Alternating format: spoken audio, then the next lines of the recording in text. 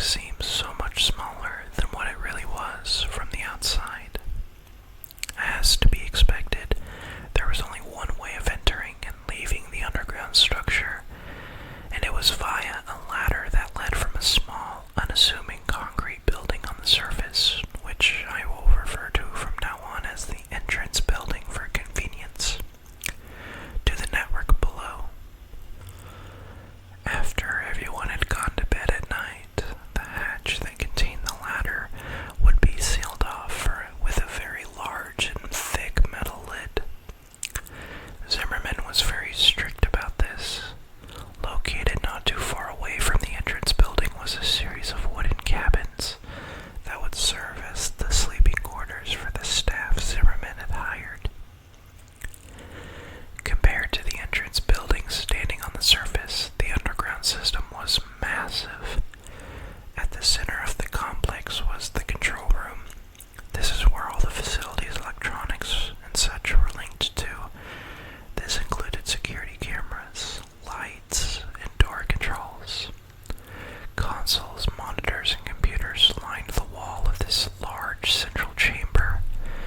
This was also where the ladder in the entrance building connected to in the underground complex. Connected to the control room were 3 doors. One led to a smaller room that served as the infantry, another led to a break room, and the last door led into the hallways. The hallways are where the complex began to feel extremely eerie. They were, for some reason, laid out in an extremely confusing scheme that led in circles into complete dead ends. These hallways made up a vast majority of the complex, and it would be very easy to get lost in the maze if you were unfamiliar with the complex. But if you knew where you were going, you would find yourself standing before one of 3 8-by-8-foot rooms before long. Each room had a camera hooked up to one of the corners of the room, and all 3 of those cameras were connected to the corresponding monitor in the control room. Cameras were also scattered throughout the hallway so that whoever was watching their corresponding monitor could see anywhere they wanted to, when they wanted to. Thick metal doors stood at the entrance to each of the 3 8-by-8-foot rooms, and in order to open them, you would have to enter a 4-digit code into a panel located near the door. I remember when I first arrived at the complex how badly the hallways frightened me. I've always been so claustrophobic, you see, and those hallways were very narrow. The noise, or more accurately, the lack of noise, was also a tremendous source of fear for me in those bleak, narrow hallways. It was always so unnaturally silent, as if the world had stopped moving. It really made you feel like you were trapped down there. Thankfully, though, I only rarely ventured into those hallways, for I was the only medical professional on the facility, and I had virtually no reason to go inside of them. In the beginning, I found it so peculiar that Zimmerman would ask for a medical professional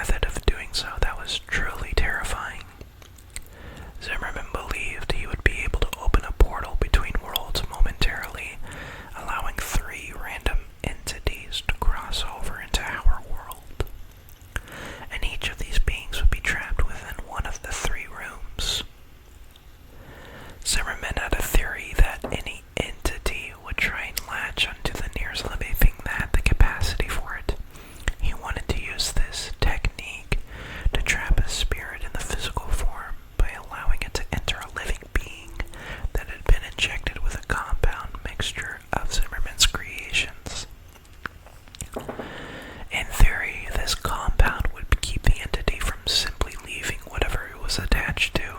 The only way it would be able to leave the host who had been injected with the compound was through death.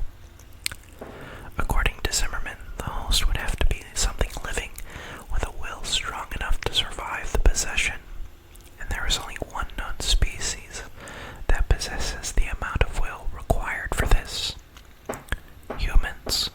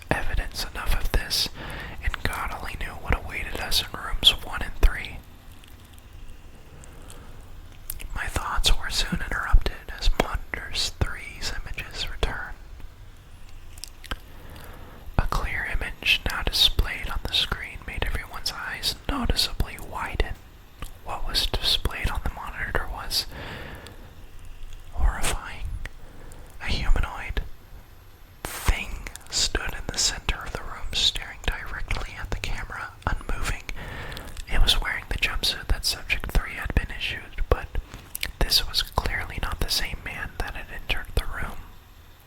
What caught my attention first was its eyes. They were solid black and twice the size of normal human eyes. They were so endless and so cold. Its head had also grown, with the eyes in just a symmetrical and unsettling manner. The being had also shed all of its hair it once had, and even from the monitor, I could see how unnaturally smooth and clear its skin was. It had also seemingly grown in height and stature, which could be seen in the fact that the jumpsuit was now obviously far too small for its wearer. Its limbs had grown especially long. Its arms hung almost as low as the creature's knees. What we were looking at was in no way the same man that had went inside. Fear was all I felt as I continued to stare to the monitor at the thing in the room, and my fear seemed to be shared by those around me, which made me feel kinda good. It may sound awful, but it was a bit satisfying to see that Zimmerman and his colleagues could feel fear too. But at the same time, it was worrying because this showed that this was not part of Zimmerman's plan. Something had gone wrong. We all stared into the monitor at the thing despite our fears. It was almost as if we were in a trance. My already present fear began to grow and spread rapidly through my body as it became lost in the creature's eyes, trapped in its terrifyingly hypnotic gaze. After what felt like forever, I managed to break eye contact with the creature and divert my attention from the monitor, and when I did so, I felt my fear levels drop considerably. After a short while, Zimmerman ordered his security team to make their way to Subject 1's door, just as he said he would do. The security team left without question, armed only with batons and pistols. I focused my attention on watching the men progress through the hallways towards Subject 1's room via the cameras. Even though the not-so-high-quality cameras, it wasn't hard to tell that these men were afraid of what awaited them. Their heads were downcast as they walked. They did not possess the same confidence within them that they did when the project began. They looked like scared boys being sent off to a terrible war. Eventually they made it to the door. We had perfect vision of them in the door via the hallway camera. One of them said something through one of their walkie-talkies and made a motion towards the camera. In response, Zimmerman's colleagues buzzed. The door opened. The men already had their pistols out by the time, but the button was pressed. Slowly, the door began to open. We all watched eagerly as the men began to approach the door, guns aimed inside. Suddenly, and without warning, there was a loud shriek, and as something bounded out of the room at the men, the monitor turned to static. Immediately, we could hear screaming echoing down the hallways, followed shortly after by the distant sound of gunshots. We could do nothing but wait. After a couple minutes, the screaming and the gunshots stopped. We all waited and prayed, hoping that whatever bounded at them from the room would not be the one to return to the control room. After a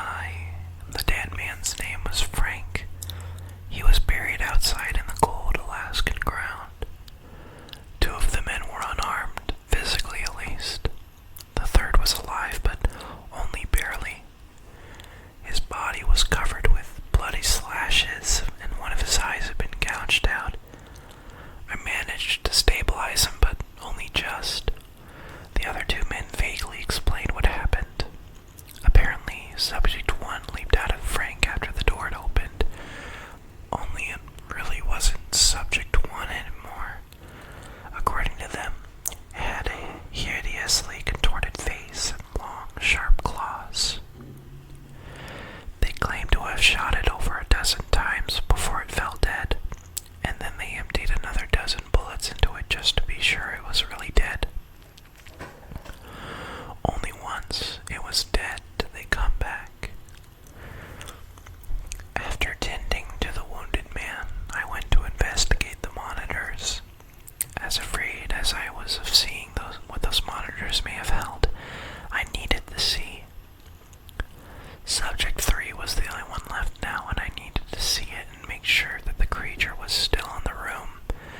It seemed to me more like a jail cell than any ordinary room at this point, which was probably a good thing.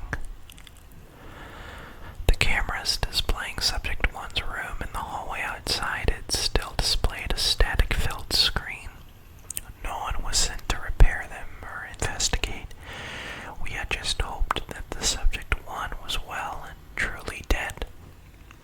Monitor 3's image was exactly the same as I'd left it. Subject 3 was still staring directly into the camera. He was still in the exact same position, and if it were not for a small fan in the corner of the room, I would think I was looking at a still image. In a way, I felt relief at seeing this. Relief that he was still in the room and had not escaped while no one was looking. After everything quieted down, I noticed something especially unusual. There was a strange noise emanating from somewhere. At first, it was barely noticeable. The only reason I heard it was because of how extremely quiet it was in the infirmary. But as time went by, it slowly began to increase in volume. After about an hour, it was loud enough where everyone else could hear it too. And after a couple more hours, its volume had increased so much that we could determine what the noise was. It was a song. One of the staff members identified it as Living in the Sunlight by Tiny Tim. Apparently, his father loved the song and listened to it frequently. The song seemed to be on a loop and kept replaying itself.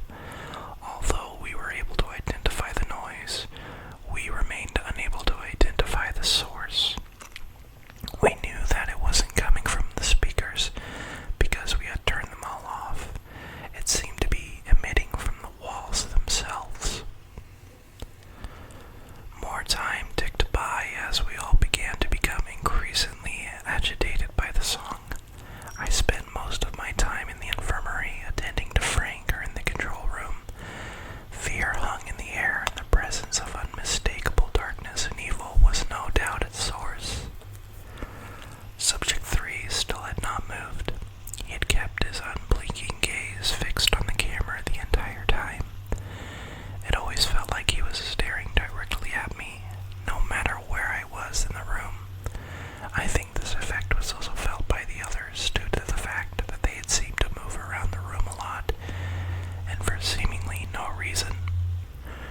After a few hours, the song was so loud that people had to shout in order to communicate. We had been trying to find its source so that we could turn the song off, but it was to no avail. The source was completely unidentifiable. This added a level of extreme irritation to our already very present fear. It was around 8:30 that the ground itself began to shake once again, just as it had done the previous night. Panic began to spread among my fellow colleagues and me as the shaking grew in intensity. During this, I had the sudden instinctual feeling to look over at Subject 3's monitor. It was gone, almost as if on cue the power went out, and thankfully the song did as well. Ever since the security team came back, panic had been slowly building up among the staff, and Zimmerman was powerless to stop it. When those lights went off, the calm projections that everyone had been trying to maintain left us, and the fear in all of our hearts took over. The emergency backup lights kicked on shortly after the power went out, which I gave a silent, thankful prayer for.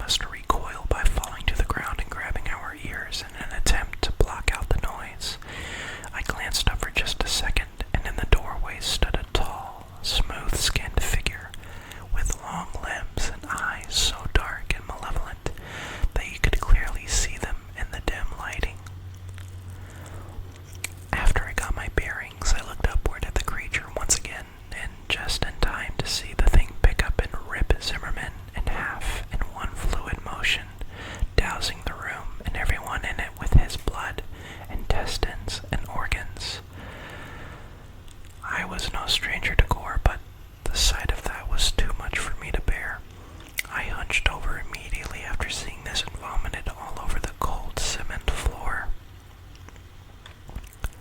That ladder is my only hope for survival, I thought to myself as I forced myself to a standing position, and as my eyes rose along with the rest of me, I could see the thing ripping and tearing through the people as they scattered in an attempt to escape it. It was distracted, and as awful as it sounds, this was my only chance to get up the ladder. I forced my legs to move towards the ladder, trying to block out the terrified screams of my fellow staff members and the unbearably loud music. I could hear gunshots coinciding with the screams as the terrible sounds of flesh being ripped apart somewhere in the mess of the noise. I reached my hand outwards and felt a wave of relief wash over me as my fingers came into